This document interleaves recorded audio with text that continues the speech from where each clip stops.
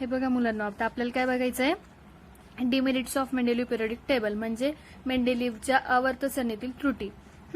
The whole number atomic mass of the element cobalt and nickel is the same, therefore there was an ambiguity regarding their sequence in Mendeleev periodic table. म्हणजे cobalt आणि nickel या मूलद्रव्यांचे पूर्णांकी अणुवस्तुमान समान असल्याने त्यांच्या क्रमाबद्दल मेंडेलिव्हच्या आवर्त सरणीत संदिग्धता होती, म्हणजे त्रुटी होत्या. का? तर त्यांचे होल ॲटॉमिक नंबर जे होते, whole number atomic mass of the element, कोणाचे? कोबाल्ट आणि निकेलचे. ठीक आहे, ते सारखे होते, त्याच्यामुळे त्यांच्यात काय झालं, त्रुटी निर्माण झाल्या. दुसरं, isotope were discovered long time after Mendeleev put forth the periodic table, as isotopes have the same chemical properties but different atomic masses. A challenge was posed in placing them in Mendeleev periodic table. म्हणजे काय झालं, मेंडेलिव्हने आवर्त सरणी मांडल्यानंतर खूप काळाने समस्थानिकांचा शोध लागला, म्हणजे आयसोटोप्सचा शोध खूप वेळाने लागला. मग स्थानिकांचे काय असतं, समस्थानिके म्हणजे काय असतात, तर रासायनिक गुणधर्म समान असतात पण अणुवस्तुमान भिन्न असते, म्हणजे केमिकल प्रॉपर्टीज सेम असतात पण ॲटॉमिक मासेस काय असतात, हे वेगवेगळे असतात. ठीक आहे, मग अशा आवर्त सरणीसाठी जागा कशा प्रकारे द्यायची आणि कोठी जागा द्यायची त्यांना, तर याचं मोठं आव्हान त्यांच्यासमोर उभं राहिलं. When elements are arrange in an increasing order of atomic masses, the rise in atomic masses does not appear to be uniform. जेव्हा वाढत्या अणुवस्तुमानाप्रमाणे मांडलेल्या मूलद्रव्यांच्या अणुवस्तुमानांमधील वाढ नियमित दराने होत असताना दिसत होते व त्यामुळे दोन जड मूलद्रव्यांच्या मध्ये किती मूलद्रव्यांचा शोध लागेल याचे भाकीत करणे मेंडेलिव्हला त्याच्या नियमानुसार सिद्ध नव्हते. म्हणजे जेव्हा त्याने इन्क्रीजिंग ऑर्डरमध्ये वाढत्या क्रमाने ॲटॉमिक मास एलिमेंट त्याने अरेंज केले, मांडणी केली, पण त्यांचं जे ॲटॉमिक मास होतं हे वाढत होतं आणि त्याच्यामध्ये आता किती युनिफॉर्म असतील, किती स्थिर एलिमेंट येतील हे ते सांगू शकत नव्हते. त्याचा चौथा डिमेरिट्स काय, पोझिशन ऑफ हायड्रोजन. आता हायड्रोजनला कोणती पोझिशन दिली, हायड्रोजनचे स्थान. Hydrogen shows similarity with halogen, म्हणजे हायड्रोजन हा हॅलोजन गणाची साम्य दर्शवतो. For example, the molecular formula of hydrogen is H2 while the molecular formula of fluorine and chlorine are F2 and Cl2.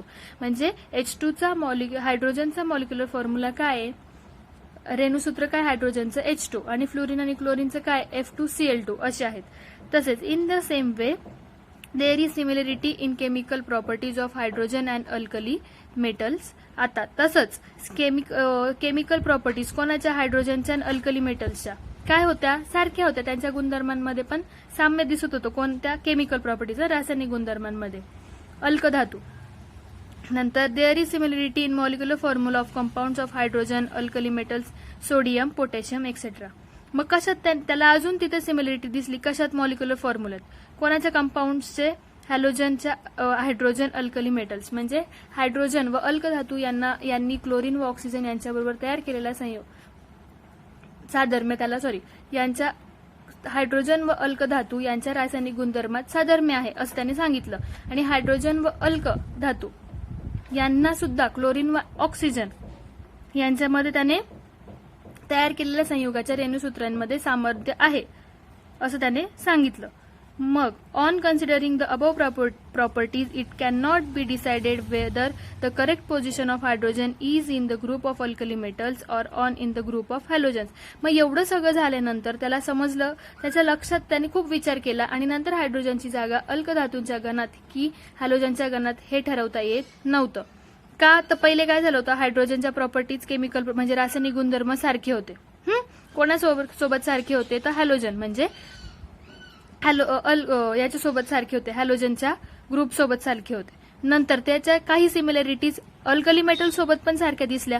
मग ते अल्कली मेटल्स मध्ये ठेवायचे, त्याची जागा तिथे द्यायची की त्याची जागा आपल्याला याच्यात दाखवायची, हॅलोजन सोबत दाखवायची, हे त्याला समजत नव्हतं. मग नंतर use your brain power. Write the molecular formula of oxide of the following elements by referring to the Mendeleev periodic table. म्हणजे तुम्हाला याचे केमिकल फॉर्म्युले सांगायला सांगितलेले आहेत. ठीक आहे, कोणत्या, पेज नंबर 20 वरती जो पिरियडिक टेबल आहे ना त्याचा रेफरन्स घेऊन. Write the molecular formula of compounds of the following elements with hydrogen by referring to the Mendeleev periodic table. याचं पण तेच करायला लावलंय, केमिकल फॉर्म्युले लिहायला लावलेले तुम्हाला. हे बघा मी ते लिहूनच दाखवलेले आहेत, हे सगळे केमिकल फॉर्म्युले इथे लिहिलेले आहेत. समजलं. आता modern periodic table. The scientific world did not know anything about the interior of the atom when Mendeleev put forth the periodic table. जोपर्यंत मेंडेलिव्हने आवर्त सरणी मांडली तेव्हा विज्ञान जगाला अणूंच्या अंतर्विषयी माहिती नव्हती. पण नंतर आफ्टर डिस्कव्हरी ऑफ इलेक्ट्रॉन, म्हणजे जेव्हा इलेक्ट्रॉनचा शोध लागला त्यानंतर scientist started exploring the relation between electrons, number of an atom and the atomic number. मग त्यानंतर अणूंमधील इलेक्ट्रॉनांची संख्या व अणु अंक यांच्यातील संबंधाचा वैज्ञानिक घेऊ लागले. मग atomic number in Mendeleev periodic table only indicate the serial number of the element. मग मेंडेलिव्हच्या आवर्त सरणीत अणु अंक हा केवळ मूलद्रव्यांचा क्रमदर्शक अंक होता. काय होतं तो फक्त सिरियली, म्हणजे एकाखाली एक असं होतं. इन 1913 ईडी the English scientist Henry Moseley demonstrated with the help of the experiment doing using X-ray tube that the atomic number Z of element corresponding to the positive charge on the nucleus or the number of protons in the nucleus of the atom of that element. म्हणजे सन 1913 मध्ये English वैज्ञानिक Henry मोझले यांनी काय केलं, x ray नलिका वापरून केलेल्या प्रयोगांनी दाखवून दिले की मूलद्रव्यांचा अणुअंक झेड, ठीक आहे, कशाने करतो आपण ॲटॉमिक नंबर झेडने, कॅपिटल झेडने, म्हणजेच त्या मूलद्रव्याच्या अणु केंद्रावरील धनप्रभार म्हणजे प्रोटीन. धनप्रभार म्हणजे काय, प्रोटीन अथवा त्यांचा प्रोटॉन संख्या होय. सॉरी, प्रोटीन नाही, प्रोटॉन. पॉझिटिव्ह चार्ज असतो तो काय, प्रोटॉन, असं त्यांनी सांगितलं त्या मूलद्रव्यांचा. मग this reveal that atomic number is more fundamental property of the element than it is atomic mass.